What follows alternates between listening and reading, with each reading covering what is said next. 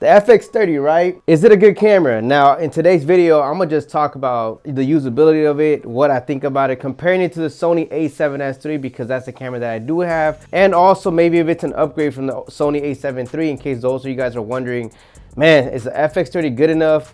Or, you know, should I jump up to an a7S III or the FX3? So in today's video, I got a lot of footage to show you guys so you guys can go ahead and see for yourselves. Let me tell you one thing, I'm already gonna spoil the whole video.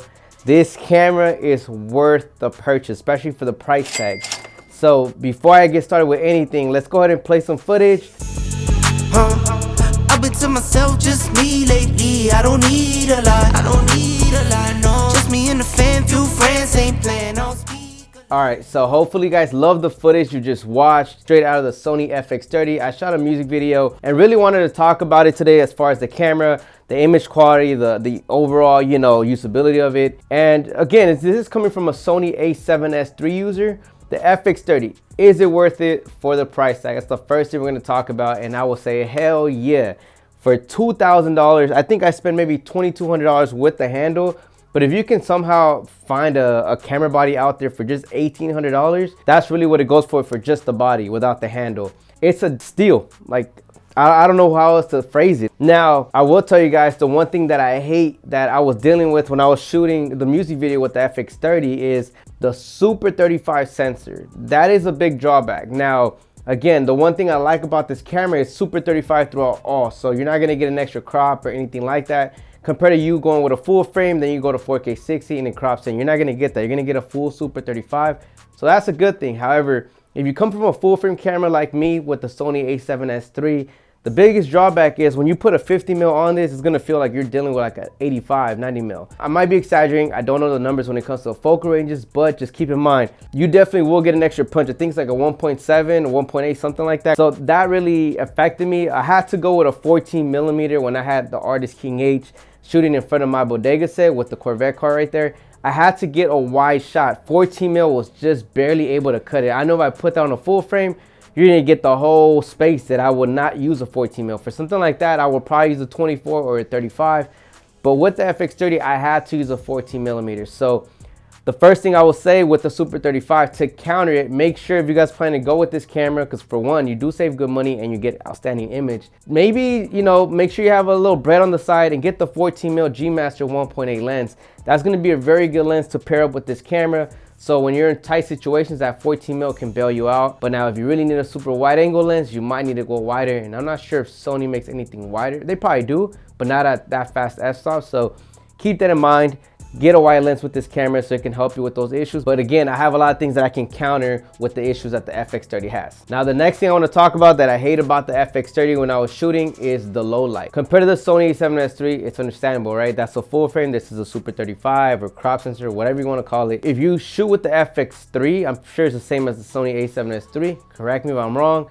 But it has two dual native ISOs that they're high. They start at 640 and it jumps all the way up to 12,800. Which you kind of end up getting spoiled by that compared to this FX30.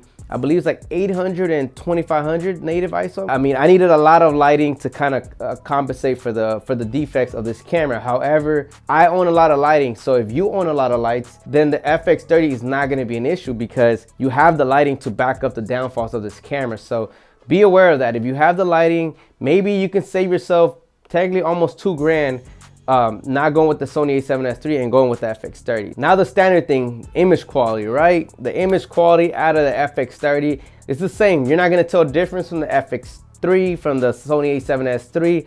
The quality is amazing. It shoots 4K 24, 4K 60, 4K 120.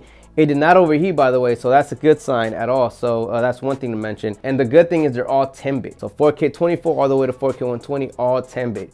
So you're able to maximize the color grading out of this camera. With lighting, I've always mentioned, all cameras look alike. You're not gonna know what's what because the lighting is gonna set the whole mood, and then color grading just tweaks in that little, you know, little sauce to make it that much better. So just like a taco, that sauce makes a taco. The taco's good, but the sauce makes it that much better. Now, the one thing I would like to mention is if you're trying to upgrade, let's just say you have a Sony a7 III or Sony a6600, any of those crop sensor cameras, and you want to upgrade to something better, and you're contemplating like, should you spend, let's just say with the handle, $2,200 on this camera, or the Sony a7S III that's $3,500, or the FX3, which is I think it's $4,000 I believe, or something like $3,800. Which one should you get? You're trying to upgrade. Again, my suggestion is gonna be get the FX30. If you're not getting those proper budgets, get the FX30. Now, if you need the full frame, you want that wide, that sensor, by all means get the a7S III, because it's better in low light and it's gonna be better when it comes to, you know, the focal range, being able to get actual wide shots. But if you have things to counter the low light and the lenses, I will highly recommend for you to just go with the FX30.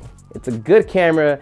It's really good. I like the layout of it, the build. I mean, I don't have the FX3, but everyone's saying it's basically the same thing, looks the same. I have yet to test out the audio, so I've only used this camera to finish things off in 2 different shoots. It was an interview shoot for the live TV reality show that I'm trying to come out with, filmmaker versus filmmaker, but let me tell you, that's a whole process.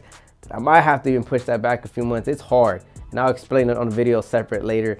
But I also used it on a music video with King H, and again, I really wanted to test it out 100% and then have you guys see for yourselves in case you're in the market. I want you guys to save your money, and if this is the camera, hopefully I'm able to provide the work and all the details. Again, I'm just coming from someone that picks up the camera and I'm gonna go out and shoot. I'm not really trying to get all, you know, in the specs and all these different things. As long as it shoots 4K 24, 60 and 120, which 120 I barely use. I probably use it like 3 times out of the whole year. There's not a lot of times I'll need that type of frame rate. But 4K 60 and 4K 24, it's good to have. It's not 2 different qualities. Like the a7 III is gonna be 1080, 60 frames.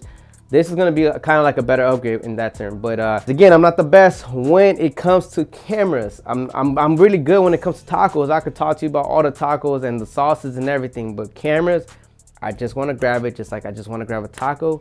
I just wanna eat it. I just wanna shoot with it. Does it work for me? Is a taco good for me? If it says yes, then it's a good freaking taco or camera. Great B camera to the Sony a7S III, but it's considered honestly an A camera. If I didn't have the a7S III, this would be an A camera. So anyways, guys, I'll catch you next time. Till next time, peace. That would have been funny if I dropped this in camera. That would have been so stupid if you're trying to look cool. And you know my little baby been fine. In the crib, bet she do it for the 9-9.